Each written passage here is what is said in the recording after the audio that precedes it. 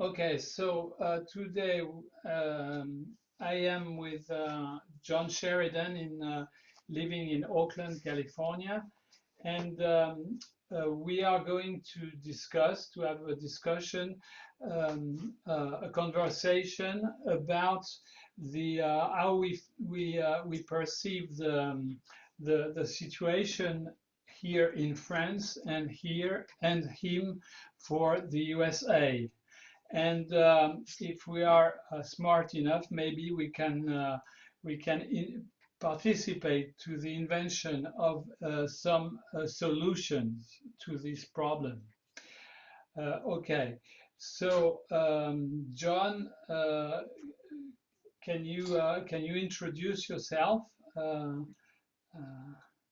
Say who you are and what you're doing. Then I'll do the Okay, same. very good. Again, my name is John Sheridan. I'm a 65-year-old white American male, originally born born in any case in Detroit, Michigan. And I have lived on the west coast of the United States for the last 42 years. So I am now more or less officially a Californian. I'm an artist and an activist. And essentially that's where I'm at. Um, Let me introduce myself. So I'm Jacques Siboni, and I am 72 years old, and I I combine two kind of occupations. I am computer and electronic engineer, and I work as well as a psychiatrist and psychoanalyst here in Paris, and and uh, as we are going to talk about the policies and the politics in our both countries, can you tell us how you got involved in an awareness of the politic situation in your country? That's a good question. I have, in being an artist in America, one accepts a certain level of disenfranchisement and isolation from most things. The arts are not highly regarded, despite what some people may think, and they are not integrated with much either political thought, social thought, economic thought, or philosophical thought. And so it in being an artist and in having an interest in developing my consciousness and my creative abilities as an artist, it has been a very, very difficult process to then find a way to make art relevant to our other social, economic, political, philosophical preoccupations and interests. But I tried to do that. And the first time that I actually did anything that enmeshed my artistic and political activity was to save my local left-wing radio station from being taken over by mainstream democratic political operatives. And we fought with many aspects. We fought in the courts, we fought in the streets, huge demonstrations in Berkeley, California in 1999 and 2000 and 2001. And one of the insights I had as an artist coming into this political fight was the extreme lack of any visual expression in it. It was a mob of people, let us say, demonstrating, but that could have been in Rio de Janeiro or Paris or Moscow, Beijing. You couldn't tell. My insight was to create very, very large political posters and placards that were images and text together that told a story in very few words and very few images, but that were very vivid.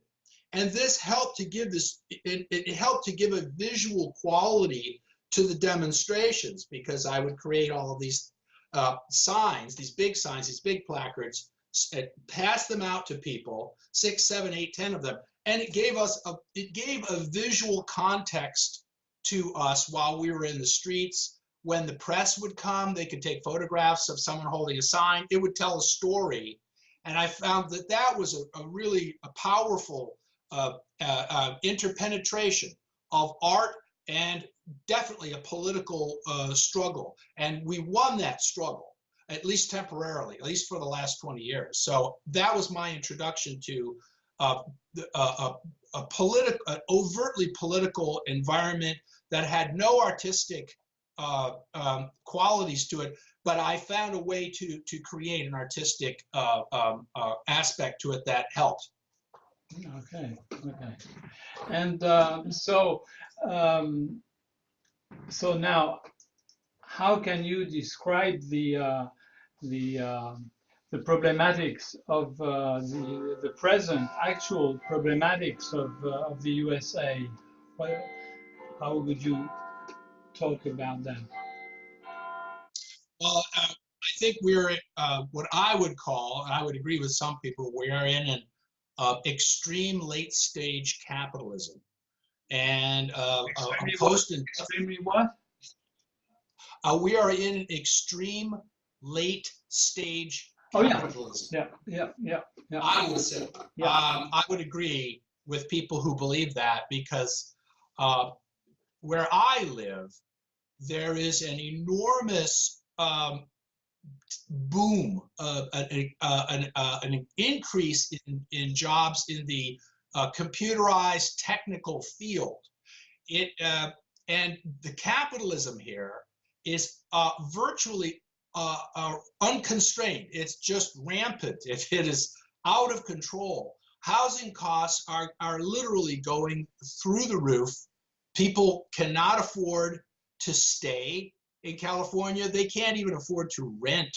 And I am just lucky I bought a house during our huge recession when prices were a little more reasonable. Otherwise, I might be out in the street now, or I might be living in Michigan. But many people are being squeezed, strangled by the capitalism out here. And this is a success story. This is considered successful, but it is crushing. Even the middle class is being crushed into basically what we would have called a poor working class environment because of housing costs. And this is a success story. In other parts of the country, it's not quite so extreme, but there are not as many opportunities either in other parts of the country. So I am seeing this late stage post-industrial capitalistic boom explosion that is destroying the poor, the working class, and the middle class. They're all being squeezed. All of that money is being pushed, those resources are being pushed up to fewer and fewer people. The Mark Zuckerbergs who live near here, the people who run not only Facebook, but Apple, and all of these tech-based industries that are becoming extremely central to our culture, and not always in a good way. Not only are people being priced out of their own homes, sometimes places they have lived for generations now, 3, 4, 5 generations, which in France doesn't sound like much, but out here in the West Coast of America, that's a long time for Americans. And for them to have to leave, they have to leave. Many of them have to leave California because they can't afford to live anywhere around here. It's a travesty. The homeless population is absolutely out of control. Just in Oakland, one city I live in, there are between 4,000 and 9,000 homeless people. There are over 90 homeless camps of 10 or more people, sometimes as many as 150, 200 people. And it's chaos, where they have to live in these absolutely chaotic conditions out of doors.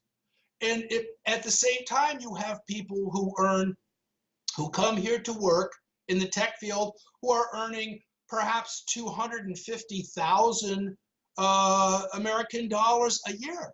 And the housing, there's not enough housing, so consequently, who loses? Well, of course, it's the poor, it's the working class people. They get displaced, the rich people come in, and you're starting to have a society, they used to call it the haves and the have-nots. Well, this is a society of the have everything and have nothing.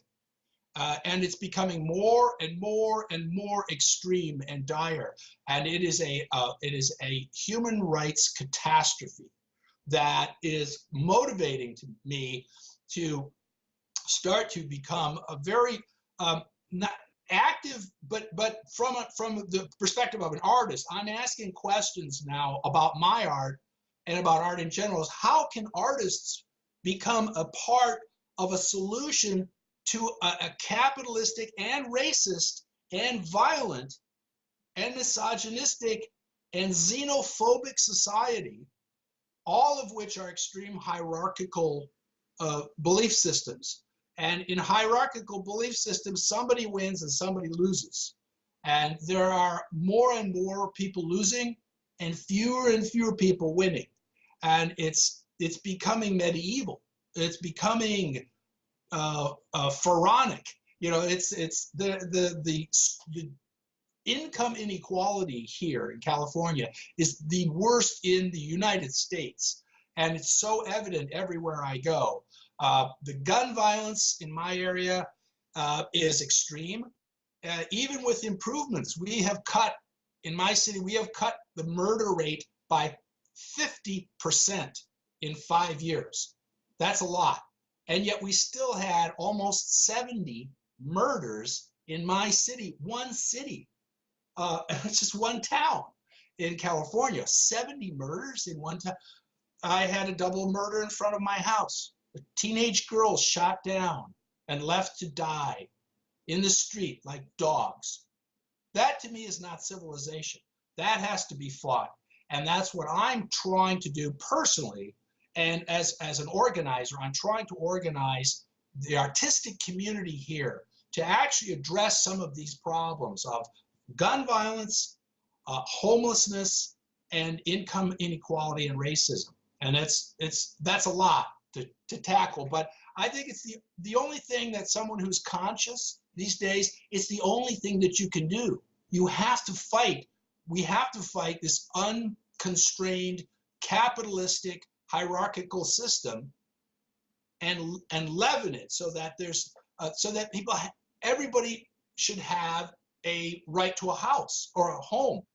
Everyone should have enough food. Everyone should have safe streets. Everyone should have free education and universal free healthcare. These are 5 huge elements to the society that we need in this country if we're to be to me, anything more than a bunch of glorified barbarians. Yeah.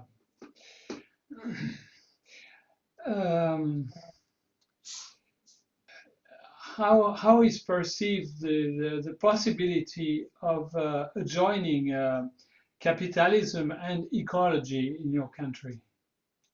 That's another huge question. Enormous consequences, and obviously I didn't mention that, but that is becoming a bigger and bigger and bigger issue as we realize that climate change not only is real, but it is accelerating faster than even the scientists thought. California is experiencing unprecedented wildfires because we have a wet season and a dry season. But the dry season is getting longer and longer. And when you get to the end of the dry season, the longer you extend that, it actually becomes, the humidity actually becomes negative. The air is sucking water out of the ground. it's so dry, and that just creates an absolute tinderbox effect where the smallest spark can ignite an absolute inferno. And this is something where the solution is going to be difficult, because we're actually undermining the basis for an ecological future by our actions, by our emissions and our industrialization, our deforestation, our urbanization. So we're actually working, our entire society is working against the future of the ecological health of the society. So the changes that we would need to make would need, I believe, to be extreme and radical. And I don't see the political will to do that yet. I know that if you look at my life, I am not the solution to the problem. I drive a car. I use electricity, natural gas, water. I take up a lot of space. I eat a lot of food. I estimate to dial back my own lifestyle 75% or something to make my human footprint sustainable. I'm just pulling a number out of the hat, but it would be extreme. And so I'm conflicted personally, because my very existence is a part of the problem. And that makes it very difficult to find a solution when you realize that you yourself are contributing as much as you don't. Well, and no, you know, in France, the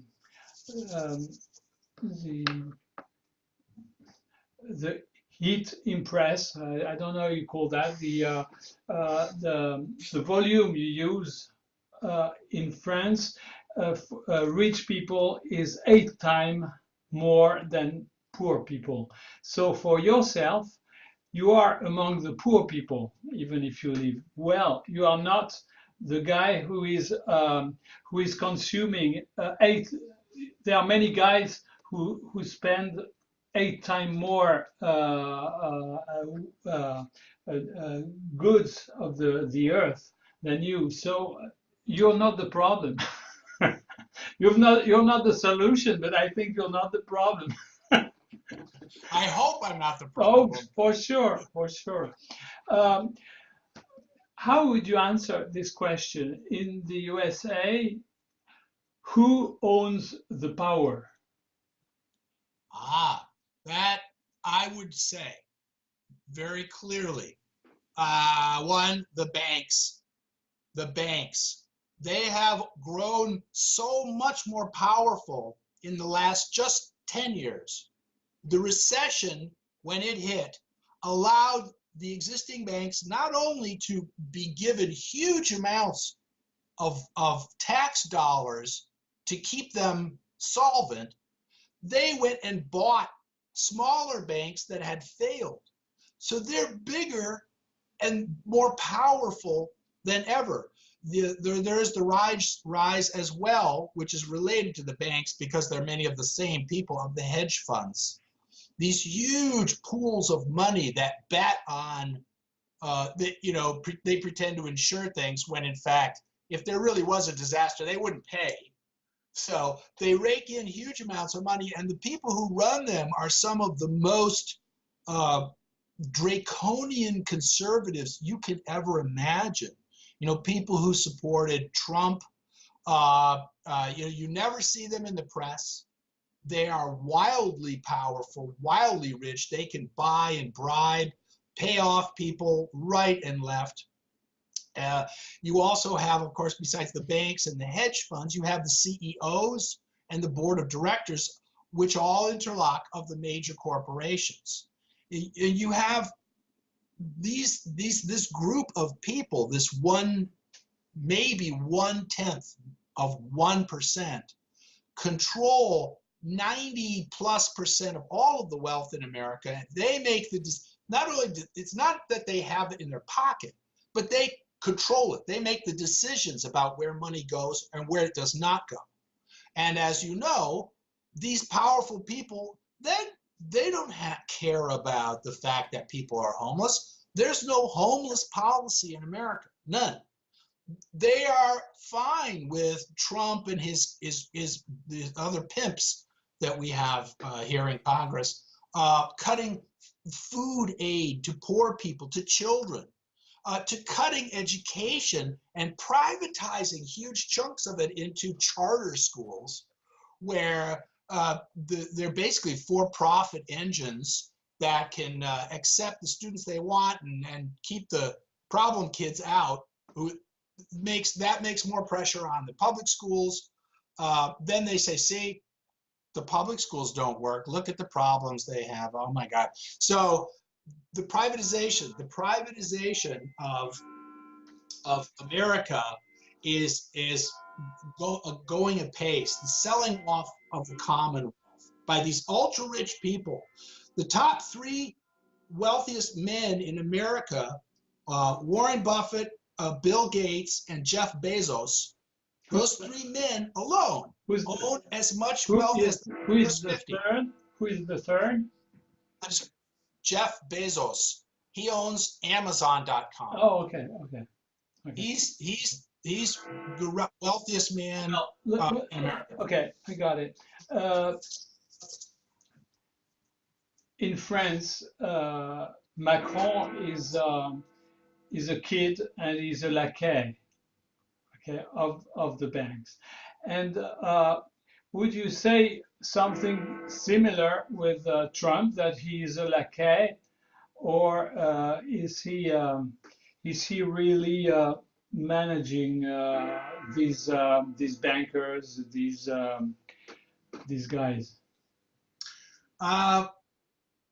I think he is a lackey. I think he does have that quality, but he pretends, he gives off the impression with his personality that he is always in control. Whether he is or not, he has a effective a mask of control. I believe that it's both cases. He's an upper class twit, born with, as we say, born with a silver spoon in your mouth. We say the same. Yeah? Yes, probably got it from France, but he's born with a silver spoon in his mouth, so he thinks like these people do, and even though they may fight each other, they agree more than they disagree. And one of the things that Trump has done, which a president can do, especially if you have, as he has had for parts of his reign, control of both houses of Congress. Not at the moment. The Democrats are in the House, but run the House. But prior to that, it was Republicans, and he's a Republican. They passed massive tax cuts to the wealthy, massive tax cuts, which that puts a lot of these rich people who otherwise might not like him or not care, they owe him. They owe him for that. They owe him for spearheading the tax cuts that they benefit from that oppress the rest of us, because now the government's borrowing money and they have to make it up somehow. What do? Oh, they cut food aid to children. Do you have this? Do you have this expression in English? We say to return the elevator. No. What does that mean? Well, it means, when you press the button for elevator to turn it back to where it comes from. Macron was elected by the money of billionaires, and now he owes them something. So he's always doing the return. He gives the return of the elevator. You see what I mean? Yeah, I got you. That makes a lot of sense. I think with Trump never made any, never made any bones, meaning he never pretended to be anything other than a very rich, selfish, self-aggrandizing, greedy man. This appeals to a lot of Americans. Not because they are rich, but they want to be rich. And they aspire to that amount of wealth. And they admire the fact that he can talk and insult everybody on earth. He can insult Macron. He can insult the British royal family. He can insult celebrities. He can insult even Fox News. He insults them regularly because he can. He knows he's impervious and he doesn't care. And this appeals to a certain mentality in America who would like to be able to talk like that, even though they cannot. They admire him, and they also admire his racism and his greed. So you have him being able to be the person he really is, which is a greedy, awful capitalist.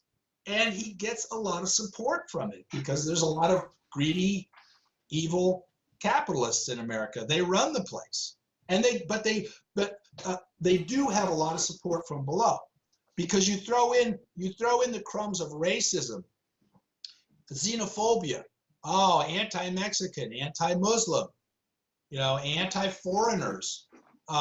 You throw that in, even though employers are hiring overseas workers all the time, and you throw that in, and people they will focus upon the racism and the fact that he's a big mouth, and they love that. And he doesn't want to take away their guns, and he wants to make the police more powerful. This appeals to the conservative, right-wing anarchist mentality of Americans. Yeah, okay. Sadly. Okay, it's very interesting what you are saying, because I have the feeling that you are talking about France. So it's not worth explain how it is there, but because it's unfortunately some kind of inheritance. Most of the last presidents of France were fascinated by the wealth of the United States, and they learned a lot how to do the same. Sarkozy was very proud to be able to run in New York City with a T-shirt, with a sweatshirt with New York Yankees. It's true.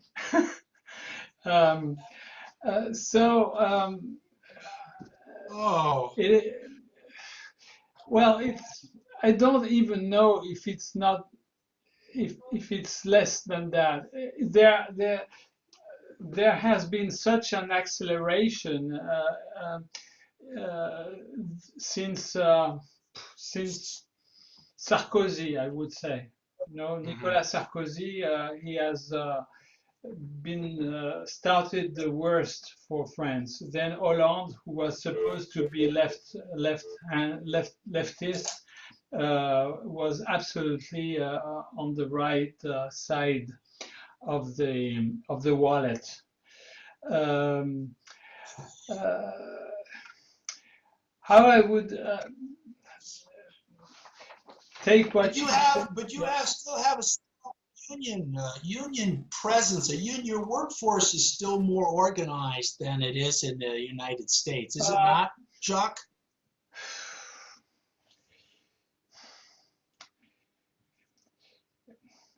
It's a very good question. First, let me talk about Germany, because it's not my domain, but what I hear is that in Germany, it seems that the unions are able to make very, very long discussions with the owners of the companies, and seems to sometimes obtain things. But actually, it is untrue as well, because there is many more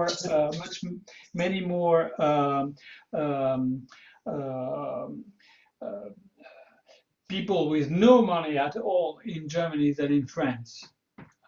Yes.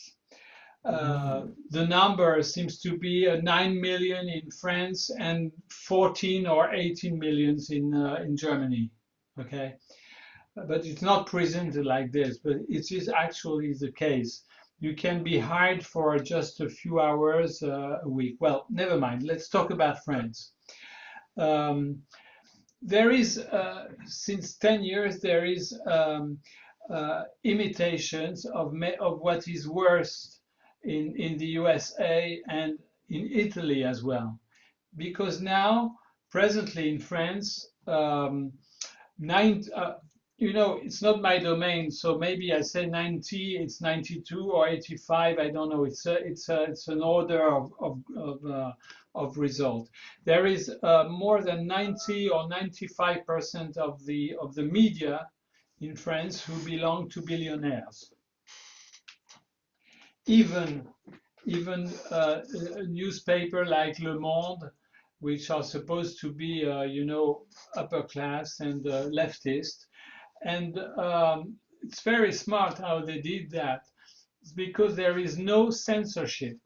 Actually, no censorship in the newspapers, which is good. So how do you do the deed if there is no censorship? It's very easy. You just have to hire the good people. So the 99% of the journalists are morons. They are morons, totally dedicated to their boss, without knowing it, just because they are like this. It's not that they feel censored. They are not. They're just selected. Yeah, just a matter of selection, and in their, I don't know how you call that, what they sign, to be in their own ethics. It says no, we will never accept any censorship. But you don't really need that. That's very smart. Gotcha. And that comes probably from Berlusconi. Berlusconi understood that if he wanted to run the country, and he had to have the people, the Italian, to be dumb as possible. So he owned all of the media, and then he forged the media has for people to become really dumb. And now we have the extreme right in Italy, and psychoanalysis is forbidden in Italy. Yeah. Wow. Yes. Yeah, exactly. Absolutely. I'm shocked. Yeah. Shocked. That's amazing. Well, it's very much the same here. Well over 90% of American media is owned by 6 corporations. So over 90% is owned by 6 corporations, 6 huge corporations. One of which, of course, is Fox News. Oh, yes, Fox News is not even owned by an American. It's owned by an Australian, Rupert Murdoch. And yet it is the central conservative media presence in the United States. And that's saying something, to say that's the central conservative, because even the so-called, what Americans in their ignorance call liberal or moderate, CNN, MSNBC, ABC, these are all extremely right-wing outlets, and they are vast. You add them all together, and they control a huge swath of the bandwidth, the available media landscape that people get when they subscribe or they watch television. We do have a lot of censorship in America, which is really childish, but we're a very childish country. That's right. That's something I've come to understand, is Americans have a very low emotional maturity quotient. It's very low. Yes, And, but and it's easy to manipulate people who are yeah, but emotionally. you must not forget that we have a child as a president in France. So, well, But he looks good on television. Yeah, he looks good on television. And it looks he and good. his wife look beautiful on Yeah, well, TV. she's, But let me tell you the main problem I see, and then let me explain where I think I understand my understanding where it comes from. Let me stop this. No, it's okay. Um, so there are here uh, many people, representatives, who believe that capitalism and ecology is possible together, all together. And the leftists, namely most people of the Gilets jaunes, you've heard of this, the yellow vests, um, yes. which is a part of the solution we'll talk about later. But we have here as well about 1% of the population who owns maybe between 50 and 80% of the wealth in France.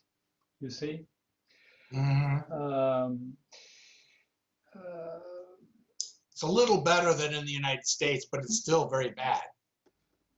the investors have learned that France is a very good investment. It is the first country in Europe for the return for the investors in terms of benefits. First. Huh? Really? Yes, exactly. So there has been maybe 10 or 100,000 people, the yellow vests people, who came into the streets. And the question is how all of this could have happened. Why is it so important for the governments, our representatives to uh, to imitate what's going on in the USA?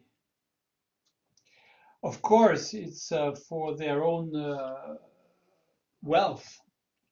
But the question is, how is that been that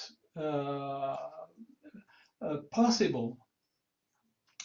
And we have to come back to 1958, when de Gaulle arrived well, not um, between 1945 and 58, there was what's so-called the Fourth Republic. Yeah. Okay, and I'm not a historian, but it fell down, and they called de Gaulle as the salvator, as he had been during the war. Mm-hmm. He said, okay, but we have to change the constitution. We have to make a new constitution. I'm not aware how it was written, but I know who it serves. So in 1958, there was the beginning of the so-called Fifth Republic, okay, invented by de Gaulle. And this the idea was, I am a general. I need to have a lot of power because I have a vision for France. I have a vision in 5 years, 10 years. Okay, but you have to give me a lot of power.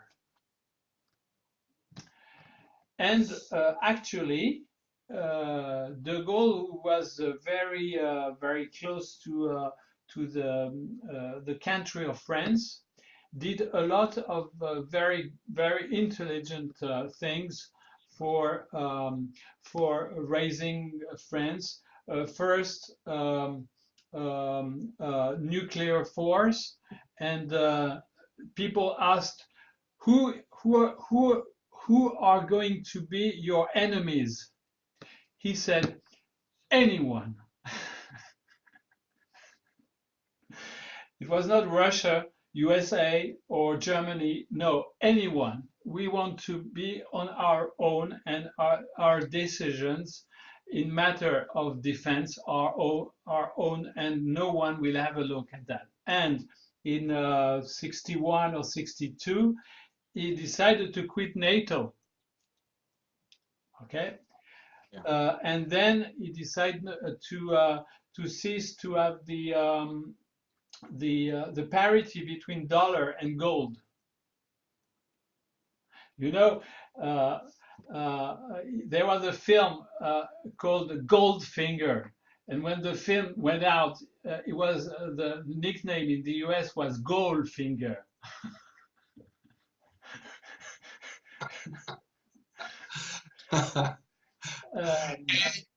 Yeah. Okay, all this was good. And now let's see what was not so good. First, in 45, and he had the resistance. The resistance was led in France mainly by the communists. So he used the communists, but in 45, he said, go away. Okay. And then there was the war, what so-called events. They didn't want to call it a war. The events in Algeria. Yeah. And what happened there? It is that maybe it's like Puerto Rico. I don't know exactly, but in Algeria there were two kinds of people. They were the guys who were non-Muslim, they were French, and the Muslims were indigenous of the Republic. They were called like this, the indigenes of the Republic. Okay, wow. And if Algeria was remaining in France, because it was just like Picardy or like Burgundy, you know, it was what we call département. Okay, and then there would have been maybe 10 million Muslims who would have the right to vote. This De Gaulle didn't want. Okay, so there was the war in France, and there was this separation between France and Algeria. But what happened before was much smarter. I have learned that recently. I didn't know that. When De Gaulle was in England during the war, he observed what the Germans were doing to France, how they would spoliate. Do you have the verb spoliate? Yeah, how they would spoliate France. And I won't go into the details, but they opened a bank account in Berlin that the French could use to be paid for the goods they would send to Germany. Okay. But they could not use this money actually,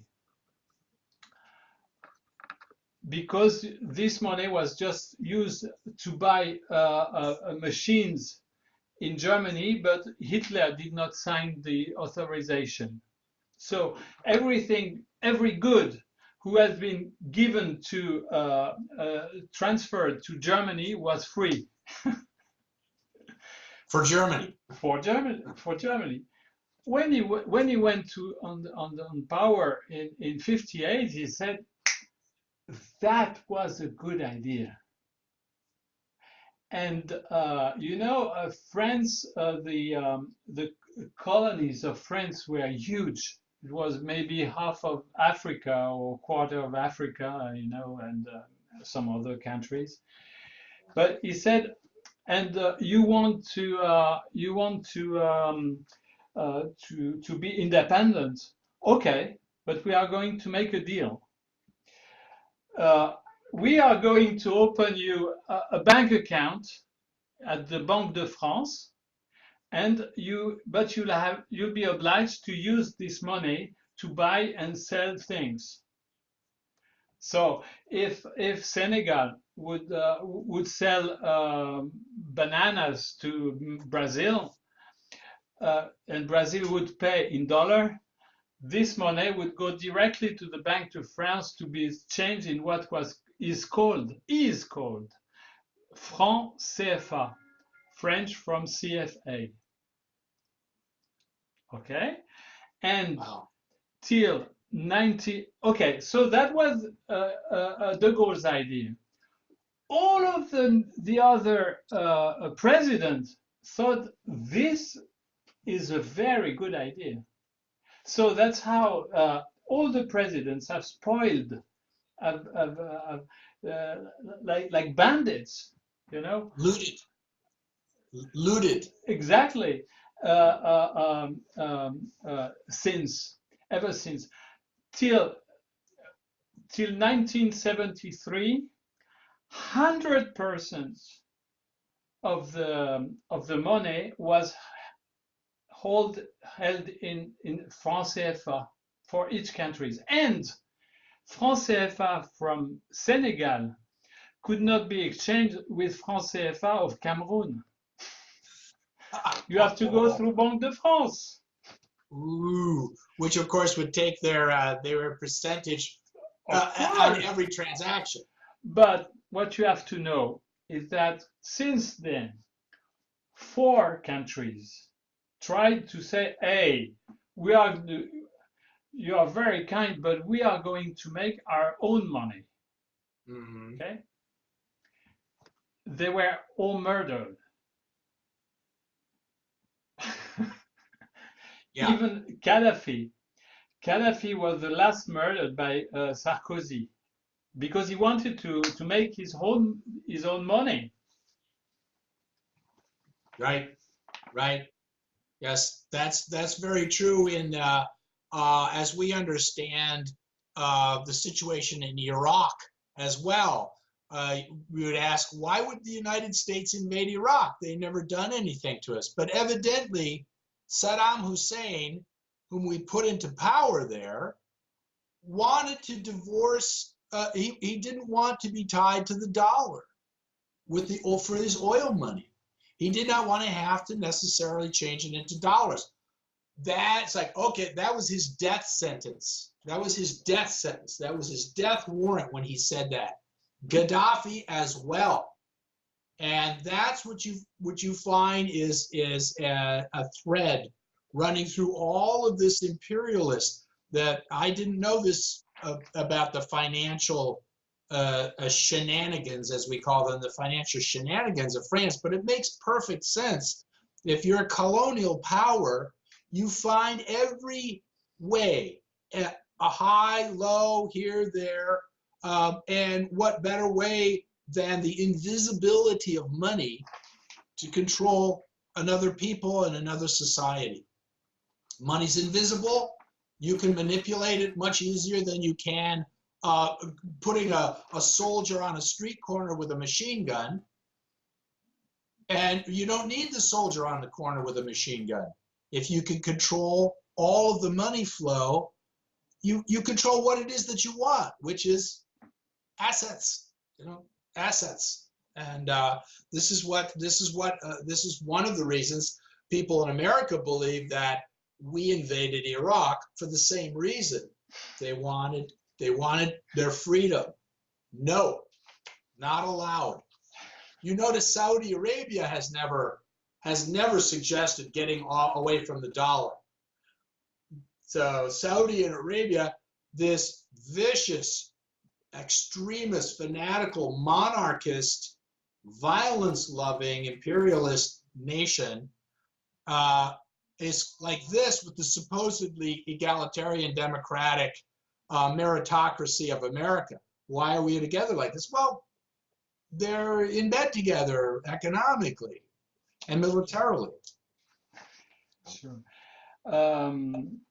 Okay, what else can I say? Well, most of what you said about USA is the same here. The homeless here, now the hospitals, public hospitals don't have any money. Now they encourage you to go to private hospitals. Less and less cops in the streets. Because they were very busy with the life with the yellow vest guys, so they have accumulated many hours of overtime. Expensive. Yeah, very expensive. Well, and this is outrageous because France is probably the fifth or sixth country in the world for the gross, how do you call GDP? Probably sixth. So the wealth is here, and but it's not given to the good people. The investors, they know that it's in France that they have to invest because it's very good for invest return. We call ROI, return on investment. Yeah, return on investment, ROI. Exactly. So that's how it is. Yes, that's how it is in America in spades. It's so deep. Capitalism is so deep in America that with many Americans, they cannot even discuss capitalism as a concept because they are so deeply in it. It appears that that's the entire universe. The entire universe is capitalist to them. So they don't understand anything except scare words like communism or socialism. To them, communism and socialism and social democrat are even Democrat, the American style, the Democratic Party, they're all the same. They're just all one concept. I mean, it's ridiculous how simple-minded so many Americans are. I like to test Americans just for fun because you have to find some fun even in the tragedy. Sure. That's what my artwork is about. It's I have fun, but it's about a tragic subject matter, which is gun violence in America, horrible thing. But nonetheless, for fun, I will ask an American, I'll say, well, you know, America is a very extreme culture, don't you? And they look at me kind of like a deer. When you shine light in their eyes, they kind of go, what? It's just normal to me.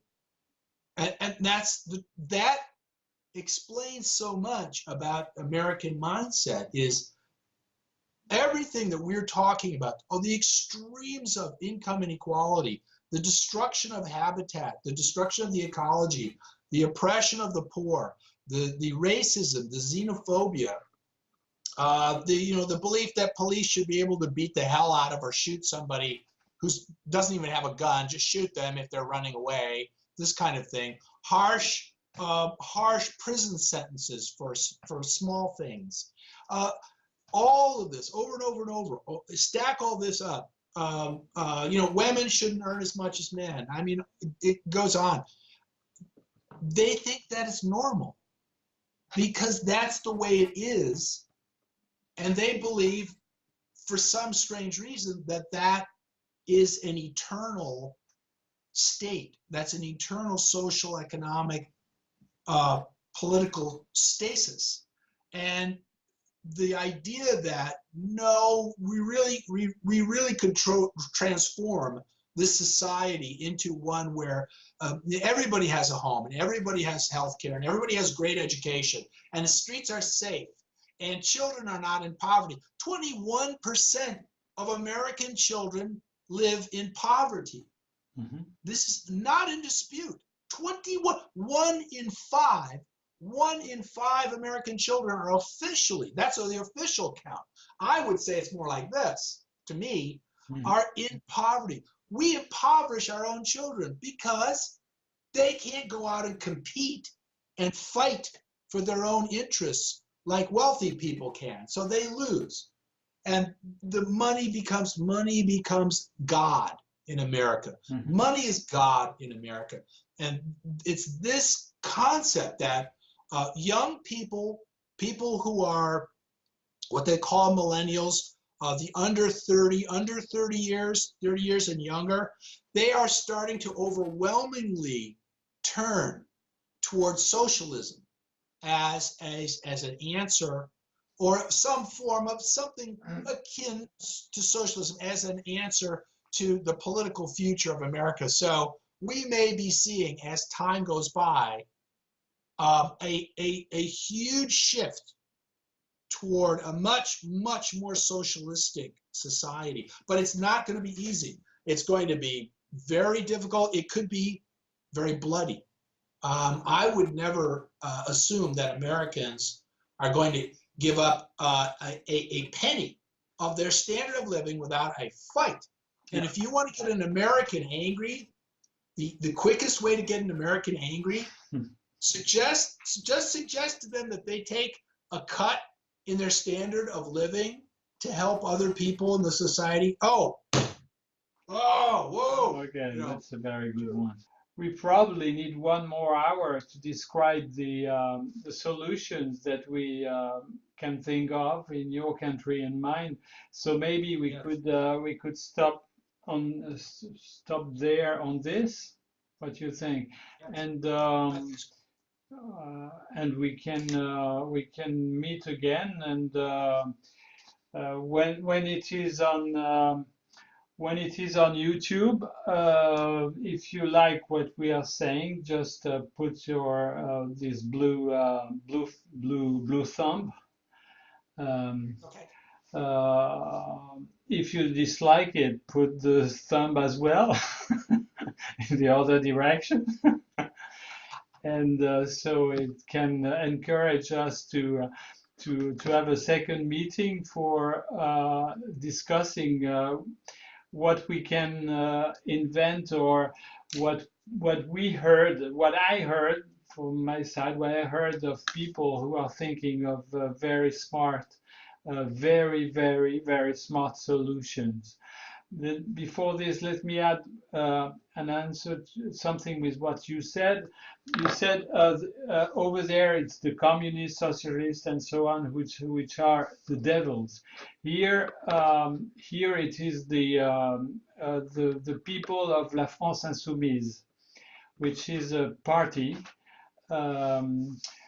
where you can find the most intelligent people in France by now. They have invented so smart solution, and this is with the help of thousands and thousands of people who are not belonging to France Insoumise, but who are with the yellow vests. And we can talk next time of the movement of the yellow vests, which are probably one of our our best solution for the time. Great. Just to tell you this, maybe you know that there are I would say maybe 5, 10, 15, I don't know, countries where it is forbidden to buy a yellow vest.